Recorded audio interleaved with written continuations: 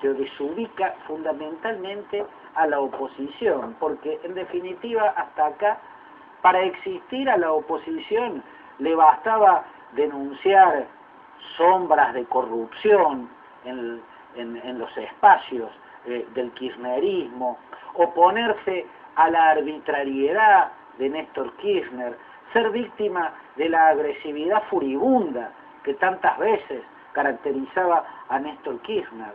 Pero está claro que ni ahora ni en todo este tiempo la oposición en Argentina supo encarnar ideas ni representar pensamiento político. Es más, vale un vacío en materia de ideas y en materia de pensamiento. Por eso la muerte de Néstor Kirchner más todavía la desubica y la deja en serio riesgo, porque si a duras penas la oposición podía lidiar con el recio jefe que estaba en vida, mucho más difícil le va a resultar ahora lidiar con el líder carismático que surgió sobre la tumba. Goodbye, blue sky. Goodbye, blue sky. De por sí la muerte coloca la política en el terreno de las emociones.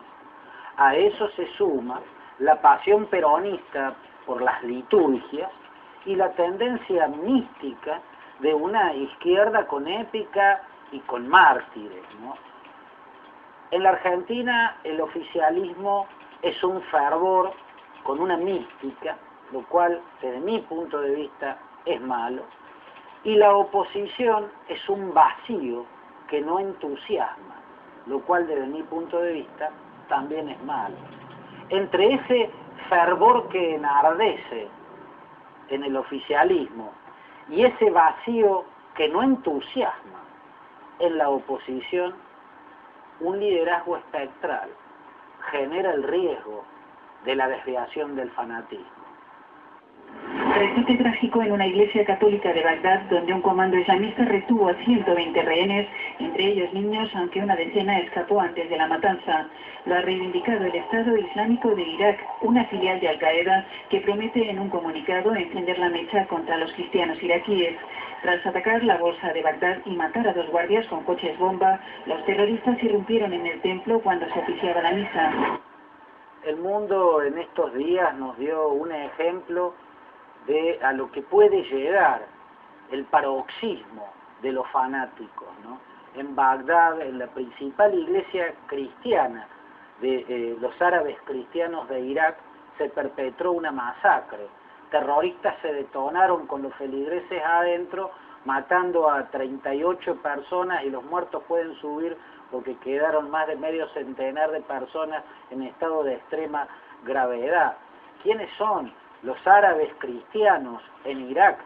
Bueno, la nación iraquí se divide en 3 grandes grupos étnicos: los chiitas, los sunitas y los kurdos.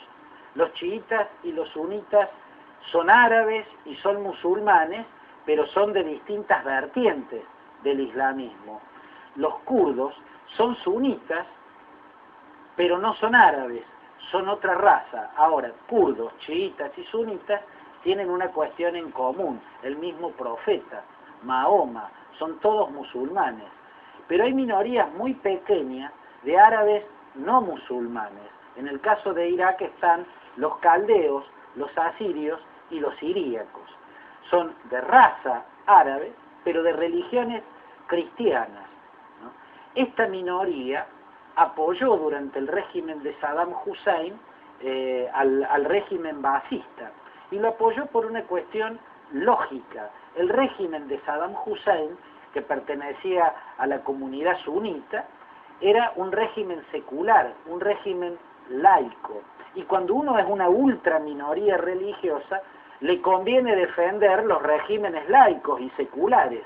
¿Se dan cuenta? Por eso caldeos, asirios y siríacos apoyaron al régimen de Saddam Hussein.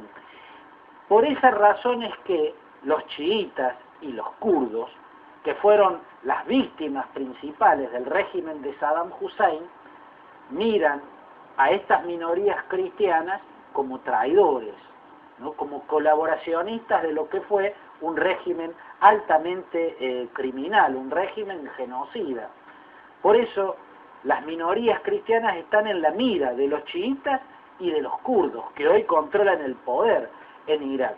Pero quien los atacó y les provocó la masacre de estos días en una iglesia en Bagdad no fueron ni chiitas ni kurdos, sino sunitas de Al-Qaeda, que practican el sunismo más radicalizado, que no son seculares como era Saddam Hussein y el partido basista, sino que son wahabitas, o sea, seguidores de la prédica ultraliteralista de Muhammad bin Abd al-Wahhab, un predicador, un teólogo del siglo XVIII que creó una de las vertientes más intolerantes y más cerradas del islamismo. En esa fuente abreva el fanatismo de Al-Qaeda, y fue un brazo de Al-Qaeda el que puso a los cristianos árabes de Irak en la mira, en lo que puede ser el inicio de una limpieza étnica. El Medio Oriente ya vivió una limpieza étnica en la década del 60 del siglo XIX. De ahí viene gran parte de la comunidad árabe que habita Sudamérica y también Estados Unidos.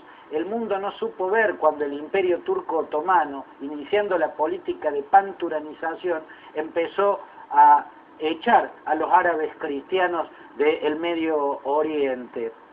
Por eso después vino el genocidio armenio y liquidó a los cristianos de la Anatolia Oriental. Si el mundo no reacciona a tiempo, las comunidades árabes cristianas van a estar en serio riesgo. Hasta el próximo programa.